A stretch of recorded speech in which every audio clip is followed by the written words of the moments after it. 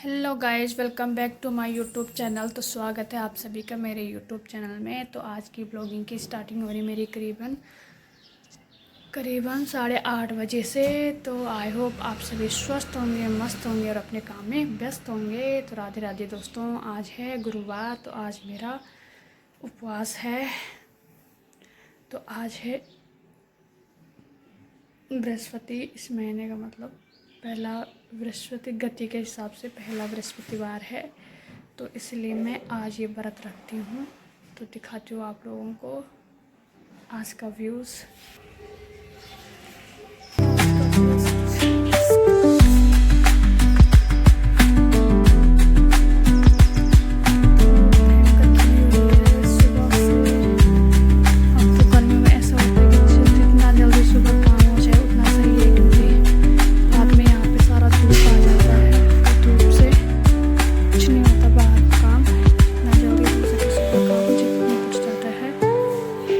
ये हो गई है मामा जी और देवर जी की घर जाने की तैयारी। अब नाश्ता वगैरह भी उनका हो गया है। तो यहाँ पे नानी जी आराम कर रहे हैं और देवर जी फ़ोन पे लगे हुए हैं और मामा जी बैठ रखे हैं।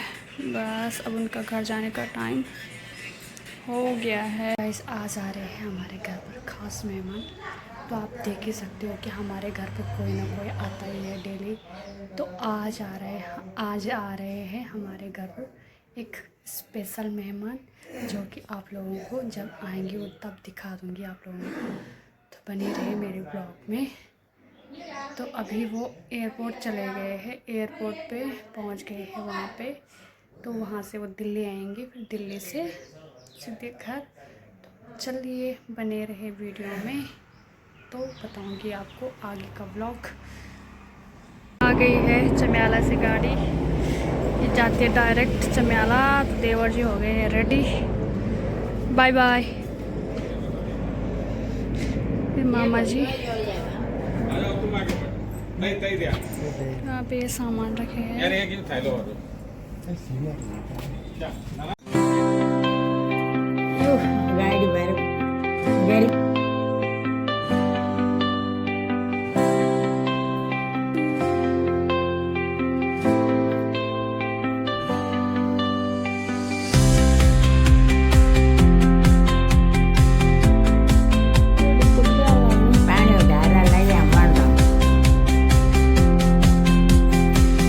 मैंने काट लिए हैं नानी के लिए फ्रूट, और नानी पुरानी बातें याद कर रही है, देख सकते हो आप लोग गाइस।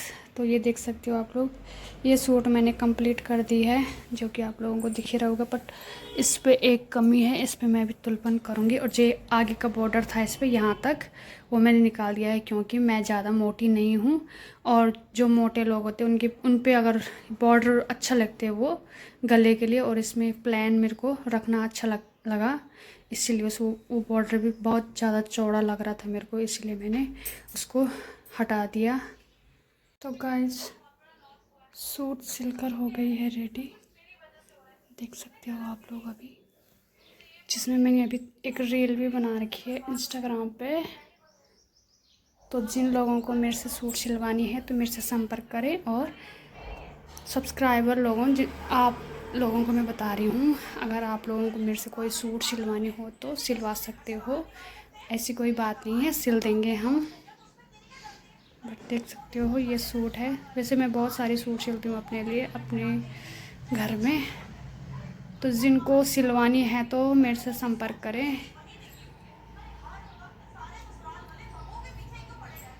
तो गाइस, आपको सूट अच्छी लगे तो like, comment, share and subscribe भी करें।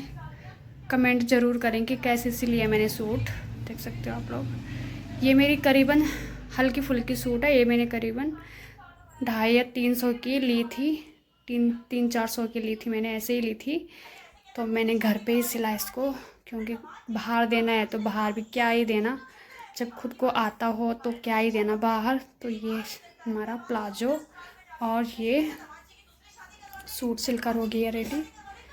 तो इस पर भी तुलपन करने को बाकी है, जो दिख रहा होगा आप लोगों को। बट मैंने अभी कच्ची सिलाई मारी है इसमें। तो पोंचे मैंने करीबन ज़्यादा चौड़े करे हैं, ये बॉर्डर के लिए, क्योंकि मैंने ये पट्टी लगाई है नीचे, दिख सकता है आप लोगों को। तो ये पट्टी मैंने लगाई थी। तो गाइस चलते हैं, लाइक ज़रूर करें और राय ज़रूर दें इस सूट पे कि कैसे सिली है मैंने, और जिनको अच्छी लगे तो मेरे पास तुरंत ला देना अपनी सूट। मैं अच्छे से सिल दूँगी सभी के सूट। चलते हैं, बने रहे मेरे दिन भर की वीडियो में। तो गाइस ये बन रहा है मेरा हलवा। आज है वीरवार का, मेरा उपवास है, तो फटाफट से इसी में थोड़ा सा बेसन भी डाल देती हूँ, अच्छा लगता है। मैं सब पीला पीला, इसमें थोड़ी सी हल्दी भी डालूँ क्योंकि आज पीला भोजन करना होता है। जो मैंने पिछले ब्लॉग में भी बताया है आप लोगों को कि मैं वीरवार का व्रत रखती हूँ, और वो 9वां बृहस्पतिवार का व्रत था और आज मेरा 10वां बृहस्पतिवार का व्रत है। तो आज मैं बना रही हूँ सूजी का हलवा, तो उसमें थोड़ा सा हल्दी भी डालूँगी अभी। तो गाइस ये बन गया है हमारा हलवा, और मुझे हलवा इतना अच्छा लगता है ना, पता नहीं क्यों। मैं हलवा की बहुत फैन हूँ, मुझे हलवा बहुत पसंद है। किसी चीज़ का भी हलवा, चाहे मूंग का हलवा हो, चाहे सूजी का हलवा हो, चाहे किसी चीज़ का लौकी का हलवा हो। लौकी का मैंने बना रखा है, उसको थोड़ा दूध में बनाते हैं।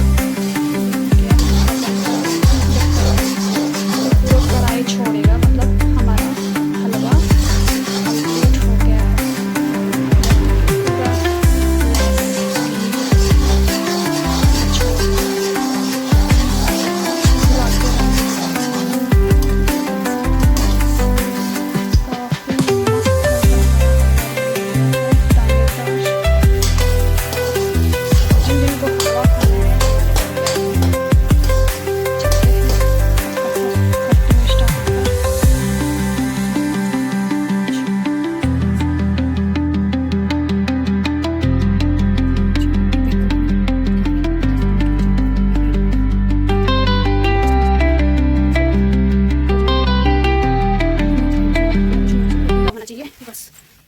फटाफट से ये रही बृहस्पति भगवान की किताब, जो कि इसमें सारी पूजा विधि भी बताई जाती है, और इसमें मैंने स्वास्थ्य के दिमाग है, और ये पहला पेज हम यहाँ से स्टार्ट करते हैं, तो आप लोगों को दिख रहा होगा। और इसमें टोटल कितने पन्ने हैं, 15-20 पन्ने तो हो ही जाएंगे, 15-20 पन्ने हो ही जाएंगे इसमें। तो उनको अभी मैंने पूरा करना है पढ़ के फटाफट में, तो बताती हूँ आप लोगों को, बने रहे आप लोग।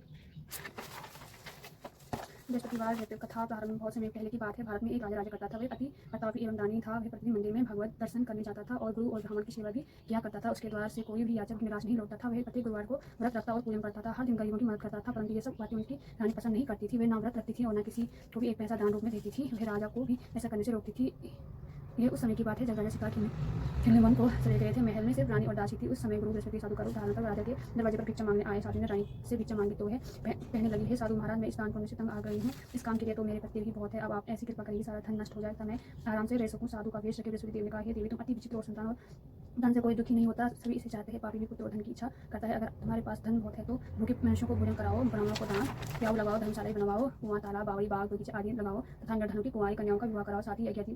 इस कार्य के कर्मों से आपके कुल एवं आपका नाम लोक परलोक में प्रसिद्ध होगा एवं वर की प्राप्ति होगी। किंतु ब्रह्म पुरानी साधु की इन बातों से खुश नहीं हुए। बोली, हे साधु महाराज मुझे ऐसी संपत्ति की आवश्यकता नहीं जो मेरे काम ना आए तथा जिसको मैं अन्य लोगों को दान दूं, जिसको रखने और संभालने में ही सारा समय नष्ट हो जाए। साधु ने रानी को समझाने का बहुत प्रयत्न किया, परंतु रानी की बात पर अड़ी रही।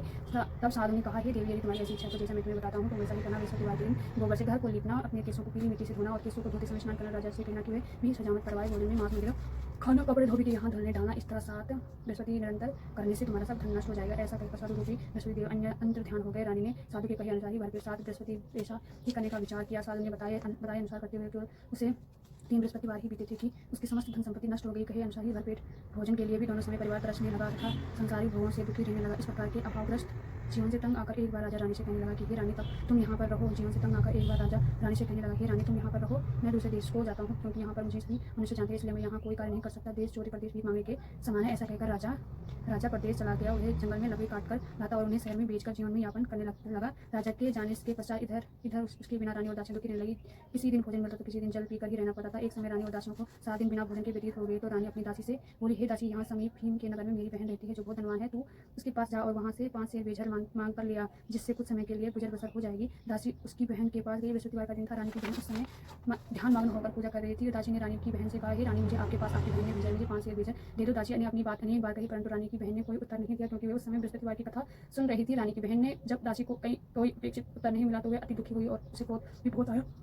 लौट कर वह रानी से बोली, हे रानी, आपकी बहन बहुत धनी स्त्री है, परंतु वह अति घमंडी भी है। वह छोटे लोगों से बात भी नहीं करती। 5 सेर बेझर देने के लिए मैंने उससे बहुत कहा, परंतु उसने कोई उत्तर नहीं दिया। इस प्रकार मुझे निराश खाली हाथ लौटना पड़ा। रानी बोली, हे दासी, इसमें मेरी बहन का किसी प्रकार का कोई दोष नहीं है। जब बुरे दिन आते हैं तब कोई सहारा नहीं देता है, अपने पराये हो जाते हैं। अच्छे बुरे का ज्ञान प्रकृति में ही होता है, जो ईश्वर की इच्छा होगी वही होगा। ये सब हमारे भाग्य का दोष है। अगर पूजा समाप्त होने के पश्चात रानी की बहन ने सोचा कि मेरी बहन की दासी आई थी, परंतु मैंने उसे कोई उत्तर नहीं दिया। इससे वे बहुत दुखी हुई। कथा सुनकर विष्णु भगवान के साथ रहकर मैं बृहस्पतिवार को व्रत कर रही थी। तुम्हारी दासी आई, परंतु कथा समाप्त होने से पूर्ण उठते और ना खोलते, इसलिए मैं नहीं बोली। बताओ दासी, किस कार्य से मेरे पास आई थी? रानी बोली, बहन, हमारे घर अनाज नहीं था, राजा प्रदेश गए हुए हैं, प्रदेश गए हुए हैं। वैसे तुमसे कोई बातचीत भी नहीं, इस कारण मैंने दासी को तुम्हारे पास 5 सेर बेझर लेने के लिए भेजा था। इस पर रानी की बहन बोली, हे बहन, बृहस्पतिवार भगवान सबको मनवांछित फल देते हैं। देखो, शायद तुम्हारे घर में किसी कोने पर अनाज रखा हो। ये सुनकर रानी की बहन की बातों से विस्मित दासी घर के अंदर गई तो उसे एक घड़ा बेझर का भरा मिल गया। उसे बड़ा आश्चर्य हुआ, क्योंकि उसके अनुसार घर का एक बर्तन अन्न से खाली था। उसने बाहर आकर रानी को सारा वृत्तांत सुनाया। दासी अपनी रानी से कहने लगी, हे रानी, देखो, ऐसे में हमको जब अन्न नहीं मिलता है तो हम भी व्रत समान ही रखते हैं, तो अगर इनसे व्रत की विधि तथा कथा पूछ ली जाए तो बृहस्पतिवार का व्रत हम भी किया करेंगे। और फिर दासी के कहने पर रानी ने अपनी बहन से बृहस्पतिवार व्रत पूजन विधि एवं नियमों के बारे में विस्तार से पूछा। उन्होंने बताया कि जो बृहस्पतिवार के व्रत में चने की दाल और मुनक्का से विष्णु भगवान का केले की जड़ में पूजन कर दीपक जलाता है, पीला भोजन करता है, पीले वस्त्र धारण करता है तथा प्रेम पूर्वक बृहस्पति भगवान की कथा सुनता तथा पढ़ता हो। इस प्रकार करने से गुरु भगवान उस भक्त से प्रसन्न होते हैं, धन अन्न पुत्र देते हैं, मनोकामना पूर्ण करते हैं। व्रत एवं पूजन की विधि बताकर रानी की बहन अपने घर लौट गई। तत्पश्चात रानी और दासी दोनों ने निश्चय किया कि बृहस्पति देव भगवान का व्रत एवं पूजन जरूर करेंगे। 7 दिन पश्चात जब बृहस्पतिवार आया तो दोनों ने व्रत रखा। गुड़साल में जाकर चना और गुड़ भी लाई और उसकी दाल बनाकर केले की जड़ में विष्णु भगवान का पूजन किया। अब भोजन पीला खांसी लाइए से दोनों बड़ी दुखी हुई, परंतु उन्होंने व्रत किया था, इसलिए बृहस्पति देव भगवान उनसे प्रसन्न थे। एक साधारण व्यक्ति के रूप में वे 2 थालों में सुंदर पीला भोजन लेकर आए और दासी को देकर बोला, हे दासी, ये भोजन तुम्हारे और रानी के लिए, तुम दोनों ही इससे ग्रहण करना। दासी भोजन पाकर अति प्रसन्न और रानी से बोली, हे रानी, भोजन कर लो। रानी को भोजन के विषय में कुछ पता नहीं था, इसलिए दासी से बोली, जो तू ही भोजन कर लोगी तो व्रत में हमारी ही हंसी उड़ाती है। दासी बोली, हे रानी, व्यक्ति इसलिए भोजन दे गया है। रानी बोली, है भोजन तेरे लिए ही दे गया है, इसलिए तू ही भोजन कर। दासी ने कहा, रानी, व्यक्ति हम दोनों के लिए ही 2 थालों में भोजन देकर गया है, अतः में और आप दोनों ही साथ साथ भोजन करेंगे। दोनों ने गुरु भगवान को नमस्कार कर भोजन प्रारंभ किया। उसके बाद ये दोनों प्रत्येक बृहस्पतिवार को गुरु भगवान का व्रत और भोजन करने लगी। बृहस्पति भगवान की कृपा से उन दोनों की भोजन एवं धन की कमी दूर हो गई, परंतु रानी फिर उन्हें पहले प्रकार से आलस्य करने लगी। तथा दासी ने कहा, हे रानी, आप पहले भी इसी प्रकार का आलस्य करती थी, आपको धन संभालने एवं दान देने में कष्ट होता था, इसी कारण सभी नष्ट हो गया है और हमारी ऐसी दुर्दशा हो गई है। अब गुरु भगवान की कृपा से धन मिला है तो आपको फिर आलस्य हो रहा है। बड़े कष्टों के बाद आपने ये धन पाया है, इसलिए आपको दान पुण्य करना चाहिए। भूखे मनुष्यों को भोजन कराओ, ब्राह्मणों को दान दो, प्याऊ लगाओ, कुआं तालाब बावड़ी आदि का निर्माण कराओ, कुमारी कन्याओं का विवाह कराओ, मंदिर पाठशाला बनवाकर दान दो, धन को शुभ कार्यों में खर्च करो, जिससे आपके कुल का सम्मान बढ़ता, आपको स्वर्ग प्राप्त हो एवं आपके पितृ प्रसन्न हो। दासी की बात मानकर रानी ने इसी प्रकार के सदकर्म करने प्रारंभ किए। इस प्रकार करने से उसका काफी यश फैलने लगा। कुछ दिनों बाद एक दिन रानी और दासी आपस में विचार करने लगी कि ना जाने राजा किस दशा में होंगे, जिनकी कोई खोज खबर नहीं है। रानी राजा की कोई खबर न पाकर उदास रहने लगी। गुरु भगवान से उन्होंने प्रार्थना की, हे भगवान प्रार्थना की और भगवान ने रात्रि में राजा को स्वप्न में दर्शन देकर कहा, हे राजा, उठ, तेरी रानी तुझको याद करती है, अब अपने देश लौट जा। राजा प्रातःकाल उठा हुआ सोचने लगा कि मैं किस प्रकार रानी के पास खाली हाथ जाऊंगा। मेरे पास तो कुछ भी नहीं, स्त्री जाति खाने और पहनने की ही साथी होती है। पर प्रभु की आज्ञा मानकर अपने नगर चलने को तैयार हुआ। प्रदेश में राजा बहुत दुखी रहने लगा। प्रतिदिन जंगल में लकड़ी बीन लाता और उसे शहर में बेचकर अपने दुखी जीवन को कड़ी कठिनाई से व्यतीत करता था। एक दिन राजा दुखी होकर अपने पुराने दिनों को याद करने रोने लगा। उस समय उस जंगल में बृहस्पति देव एक साधु का रूप धरकर आए और राजा से बोले, हे लकड़हारी, तुम इस बियावान जंगल में किस चिंता में बैठे हो, मुझे बतलाओ। ये सुनकर राजा की आंखों में आंसू भर आए और वे साधु को प्रणाम कर बोला, हे प्रभु, आप सब कुछ जानने वाले हैं। इतना कहकर राजा ने साधु को अपनी समस्त व्यथा सुना दी। तब साधु रूप में गुरु भगवान राजा से बोले, हे राजन, तुम्हारी पत्नी ने बृहस्पति के दिन बृहस्पति देव का अपमान किया था, जिसके कारण तुम्हारी ये दुर्दशा हुई। अब तुम किसी प्रकार की चिंता मत करो, भगवान तुम्हें पहले से अधिक धन प्रदान करेंगे। देखो, तुम्हारी पत्नी ने बृहस्पतिवार का व्रत प्रारंभ किया है। अब तुम ही बृहस्पतिवार का व्रत करके चने की दाल व गुड़ जल के लोटे में डालकर केले का पूजन करो। फिर कथा कहा या सुनो, भगवान तुम्हारी सभी इच्छाओं की पूर्ति करेंगे। साधु के वचन सुनकर राजा बोला, प्रभु, मुझे लकड़ी बेचने के पश्चात इतना पैसा भी नहीं बचता कि भोजन करने के उपरांत कुछ भी बचा सकूं। मैंने रात्रि में अपनी रानी को व्याकुल एवं व्यतीत देखा है। मेरे पास कोई साधन नहीं जिससे उसका समाचार भी जान सकूं। इसके अतिरिक्त मैं बृहस्पति देव की कथा भी नहीं जानता जिससे कहे जा सुनना मैं व्रत धारण कर भगवान बृहस्पति का पूजन कर सकूं। साधु ने कहा, हे राजा, तुम किसी बात की चिंता ना करो। बृहस्पतिवार के दिन तुम नित्य भांति लकड़ियां लेकर शहर में जाओ। तुम्हें रोज से 2 गुना धन प्राप्त होगा, जिससे तुम भली भांति भोजन कर लोगे। गुड़ एवं चने का प्रसाद खरीदकर बृहस्पति देव की पूजा भी कर सकते हो। बृहस्पतिवार की कहानी इस प्रकार से है।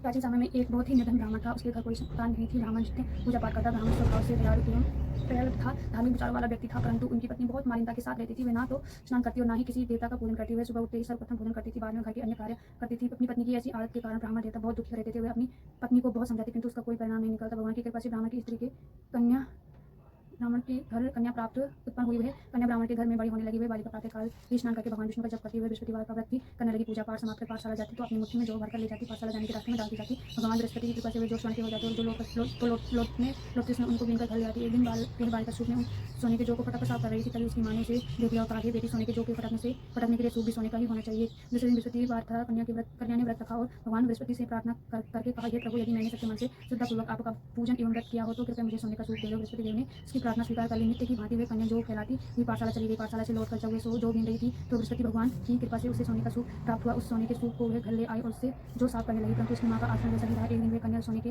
सूप में जो साफ कर रही थी, उसी समय अचानक उस नगर का राजकुमार वहां से होकर निकला। कन्या के रूप एवं कार्य को देखकर राजकुमार कन्या पर मोहित हो गया। राजमहल लौटकर राजकुमार अन्न तथा जल त्याग कर उदास होकर लेट गया। राजा को जब अपने पुत्र द्वारा अन्न जल त्यागने का समाचार ज्ञात हुआ तो अपने मंत्रियों के साथ बहुत राजकुमार के पास गए और बोले, हे बेटा, तुम्हें किस बात का दुख है? किसी ने तुम्हारा अपमान किया है अथवा कोई और कारण है? मुझे बताओ, मैं वही करूंगा जिससे तुम प्रसन्न हो जाओगे। राजकुमार ने अपनी माया पिता से कहा। वह बातें सुनी तो वह बोला, आपकी कृपा से मुझे किसी प्रकार का कष्ट नहीं है, किसी ने मेरा अपमान भी नहीं किया है, परंतु मैं उस कन्या के साथ विवाह करना चाहता हूँ जो सोने के सूप में जो भरत हुई थी। ये सुनकर राजा आश्चर्य पड़ गया और बोला, राजकुमार, इस तरह की कन्या का पता तुम ही लगाओ और मैं तुम्हारा विवाह उसके साथ अवश्य करवा दूंगा। राजकुमार ने विष्णुनगर राजा को उस ब्राह्मण के कन्या के घर का पता बताया। राजा के आदेश पर मंत्री उस कन्या के घर गए और राजा का आदेश ब्राह्मण को सुनाया। कुछ ही दिन बाद ब्राह्मण की कन्या का विवाह राजकुमार के साथ हो गया। घर से कन्या की विदा होते ही उस ब्राह्मण के घर में पहले की तरह निर्धनता वास करने लगी। अब भोजन के लिए अनाज भी बड़ी मुश्किल से मिलता था। एक दिन दुखी होकर ब्राह्मण देवता अपनी बेटी से मिलने गई। बेटी पिता की ऐसी अवस्था को देखकर अत्यंत दुखी हुई और उसने अपनी माँ का समाचार पूछा। ब्राह्मण ने पुत्री को सभी हाल कह सुनाया। पुत्री ने अपने पिता को बहुत सा धन देकर विदा कर लिया। इस कारण ब्राह्मण कुछ समय सुखपूर्वक व्यतीत हुआ, लेकिन धन प्राप्त होने के बाद स्थिति पूर्ण हो गई। ब्राह्मण फिर अपनी पुत्री के यहाँ गया और उससे सभी हाल कुछ कह सुनाए। पुत्री बोली, हे पिताजी, आप अपने साथ माताजी को यहाँ लिवा लाओ, मैं उन्हें वही विधि बता दूंगी जिससे दरिद्रता दूर हो जाए। ब्राह्मण देवता अपनी पत्नी को साथ लेकर राजमहल अपनी पुत्री के पास पहुंचे तो पुत्री अपनी माँ को समझने लगी, माँ, तुम सुबह सर्वप्रथम स्नान आदि करके भगवान विष्णु का पूजन किया करो तो सब निर्धनता दूर हो जाएगी। परंतु उसकी माँ ने उसकी एक ना मानी। वह सुबह उठकर सर्वप्रथम अपनी पुत्री का कच्चा जूठा खा रही थी। एक दिन उसकी बेटी को अपनी माँ पर बहुत गुस्सा आया। उसने एक रात एक कोठरी से सारा सामान निकालकर अपनी माँ को उसने बंद कर दिया। प्रातःकाल कोठरी से अपनी माँ को निकाल था। स्नान आदि करा के पूजा पाठ करवाया तो उसकी माँ की बुद्धि ठीक हो गई। उसके बाद वे प्रतिदिन पूजा पाठ करती और प्रत्येक बृहस्पतिवार को व्रत भी रखने लगी। इस व्रत के प्रभाव से उसकी माँ भी अत्यंत धनवान एवं पुत्रवती हो गई और बृहस्पति देवता की कृपा से वृद्धावस्था में मृत्यु को प्राप्त कर स्वर्ग हो गई। वे ब्राह्मण भी सुखपूर्वक इस लोक का सुख भोग स्वर्ग को प्राप्त हुआ। इस प्रकार कहानी कहकर साधु देवता वहां से अंतर्ध्यान हो गए। धीरे धीरे समय बीत गया था। बृहस्पतिवार का दिन आ गया। लकड़हारा रूपी राजा जंगल से लकड़ी काटकर किसी शहर में बेचने गया। आज उसे और दिनों से अधिक धन मिला। राजा ने चना गुड़ आदि लाकर भगवान विष्णु का पूजन किया था। बृहस्पतिवार का व्रत उस दिन से उसके सभी कष्ट दूर हो गए, परंतु अगले बृहस्पतिवार को व्रत करना भूल गया। इस कारण बृहस्पति भगवान से रुष्ट हो गए। उस दिन उस नगर के राजा ने विनाश यज्ञ का आयोजन किया था। इन्हें समस्त राजा में घोषणा करवा दी गई थी कि कोई मनुष्य अपने घर में भोजन न बनाए और आग भी ना जलाए। सब लोग मेरे यहाँ भोजन करने आए।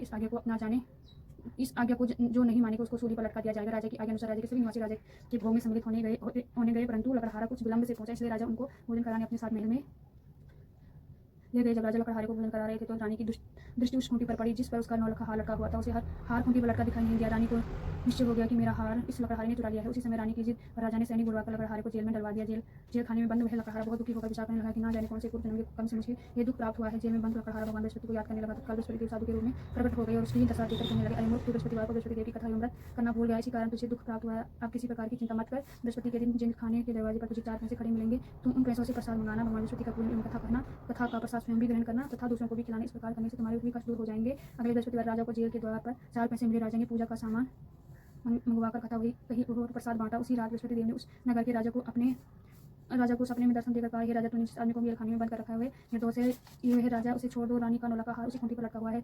अगर तू ऐसा नहीं करेगा तो मैं तेरे राजा को नष्ट कर दूंगा। राजा सुबह उठकर और खूंटी पर हार टंगा देखकर लकड़हारे को बुलाकर उसे क्षमा याचना की तथा आगे के राजा के योग्य सुंदर वस्त्र एवं आभूषण भेंट कर उसे विदा किया। बृहस्पति देव की आज्ञा अनुसार राजा अपने नगर को चल दिया। जब वे नगर के निकट पहुंचा तो उसे बहुत आश्चर्य हुआ। पहले से अधिक तालाब, बाग, कुएं तथा बहुत सी धर्मशालाएं, मंदिर आदि बने हुए थे। राजा ने जब नगरवासियों से पूछा कि यह बाग, तालाब, धर्मशालाएं एवं कुएं किस लिए द्वारा बनवाए गए हैं, तब नगर के सब लोग कहने लगे कि यह सब रानी और दासी द्वारा बनवाए गए हैं। राजा को बहुत आश्चर्य हुआ, परंतु क्रोध भी बहुत आया था। रानी ने यह खबर सुनी कि राजा आ रहे हैं तो उसने दासी से कहा, हे दासी, देख, राजा हमें अति दीन अवस्था में छोड़ गए थे। वे हमारी ऐसी हालत देखकर कहीं द्वार से ही लौट न जाए, इसलिए तू द्वार पर खड़ी हो जाना। रानी की आज्ञा अनुसार दासी दरवाजे पर खड़ी होगी। तब राजा आए तो उन्हें अपने साथ महल में लिवा लाई। तब राजा ने क्रोध करके अपनी तलवार निकाली।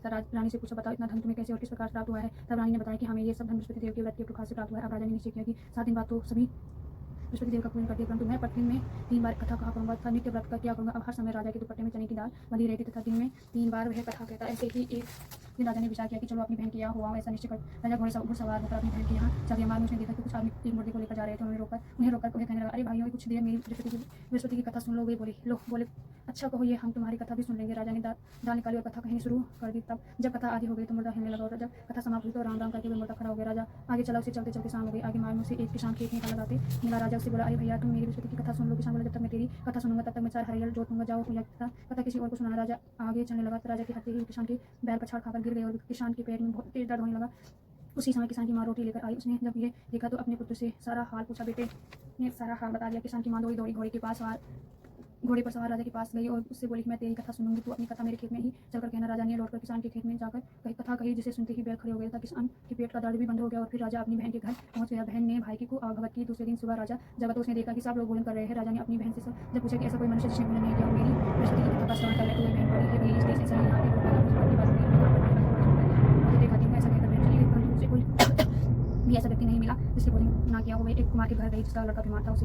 उसे यह भी पता चला कि उसने यहाँ 3 दिन से किसी ने भोजन नहीं किया है। राजा की बहन ने अपने भाई की कथा सुनने के लिए कुमार के आग्रह किया तो वह तैयार हो गए। राजा ने जाकर बृहस्पतिवार की कथा कही, जिसको सुनकर कुमार का लड़का ठीक हो गया। अब तो राजा की हर ओर से प्रशंसा होने लगी। कुछ दिन बाद एक दिन राजा ने अपनी बहन से कहा, बहन मैं अपने घर जाऊँगा, तुम भी तैयार हो जाओ। राजा की बहन ने अपनी सास से अपने भाई के साथ जाने की आगे मांगी। सास बोली, चली जा, परंतु अपने लड़कों को यही सोचना क्योंकि तेरे भाई की कोई संतान नहीं होती है। बहन ने भाई से कहा, भैया मैं तो चलूंगी, परंतु कोई बालक नहीं जाएगा। राजा ने कहा, जब कोई बालक साथ नहीं चलेगा तब तुम भी यहाँ क्या करोगी। दुखी मन से राजा अपने नगर को लौट आया। राजा अपनी रानी से बोला, हम निर्वंशी है, हमारा मुंह देखने का भी धर्म नहीं है। वे उदास होकर बिना भोजन किए शैया पर लेट गई। रानी बोली, हे प्रभु, भगवान बृहस्पति ने हमें सब कुछ दिया है, हमें संतान भी अवश्य देंगे।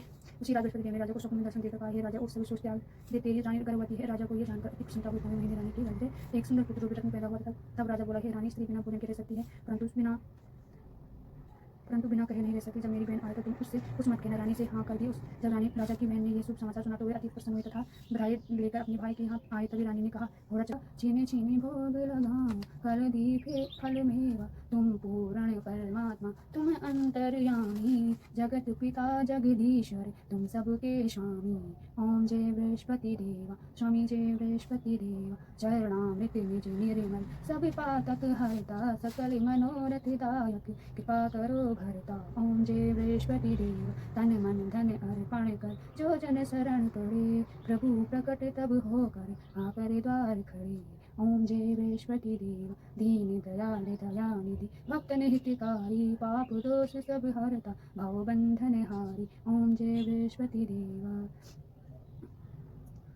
सकल मनोरथ दायक, सब सय्याहारी, विषय विकार मिटाओ, संतन सुखकारी, जो कोई आरती प्रेम सहित गावे, ज्येष्ठानंद खंड सो निश्चय पावे। ओम जय बृहस्पति देवा, सब बोलो विष्णु भगवान की जय, बोलो बृहस्पति भगवान की जय। ओम जय जगदीश हरे, स्वामी जय जगदीश हरे, भक्त जनों के संकट जिनमें दूर करे। ओम जय जगदीश हरे, जो ध्यावे फल पावे, दुख विनशे मन का, सुख संपत्ति घर आवे, कष्ट मिटे तन का। माता पिता तुम मेरे, शरण गो मैं किसी की, तुम बिन और न दूजा, आस करूं जिसकी, तुम पूर्ण परमात्मा, तुम अंतर्यामी, तुम पूर्ण परमात्मा, तुम अंतर्यामी, पार ब्रह्म परमेश्वर।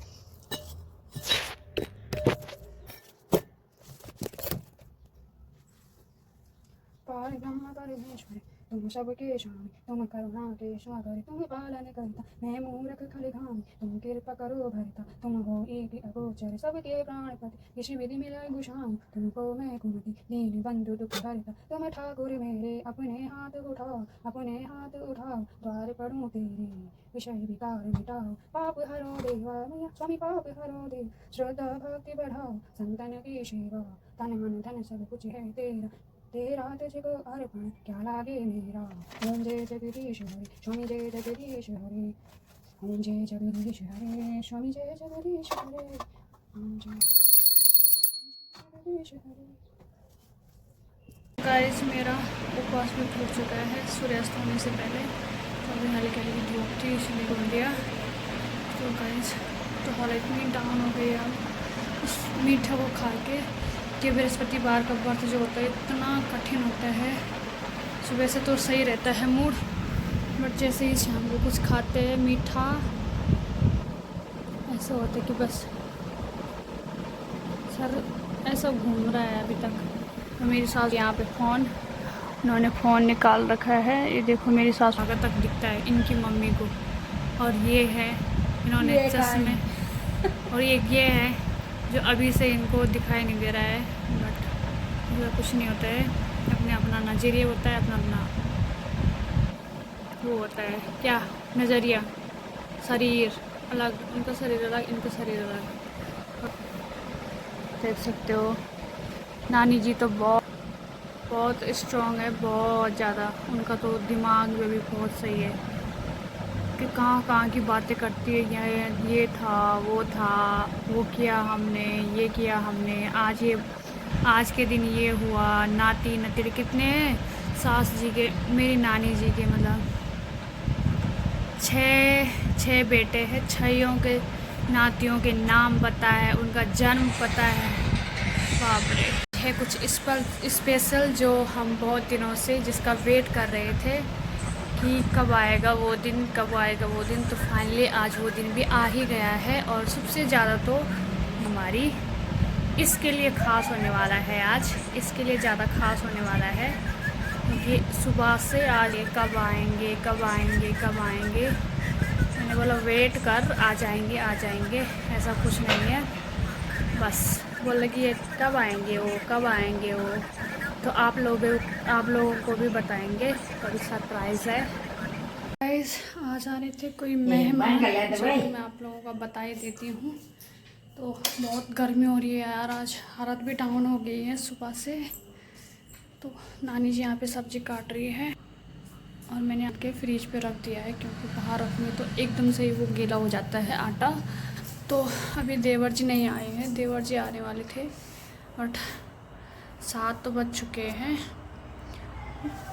8 बजने वाले हैं बट वो अभी आए नहीं। मेरे सर दर्द हो रहा है तो आज तबीयत बहुत ढीली चल रही है।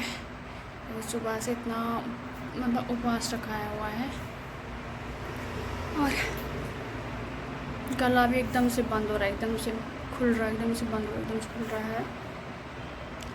चलते हैं, कोई बात नहीं, संघर्ष करेंगे तो संघर्ष में एक दिन के लिए हम अपने भगवान के प्रति थोड़ा सा करेंगे तो कुछ नहीं जाएगा।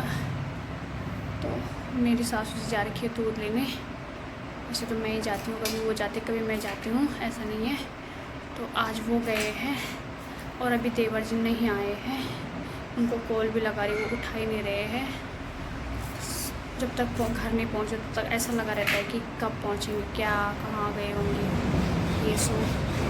आजकल के डेट में ना किसी को भरोसा होना भी बहुत मुश्किल है।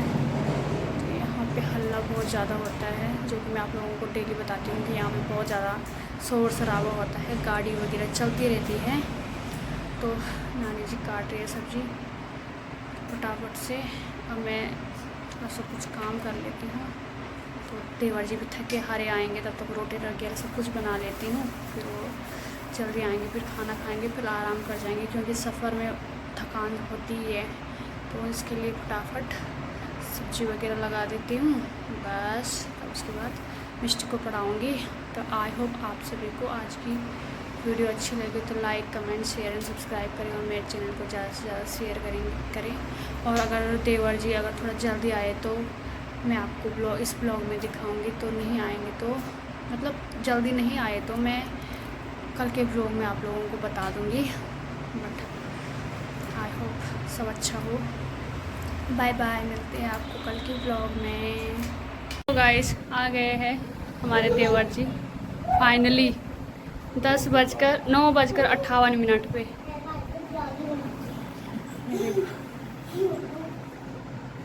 ब्योली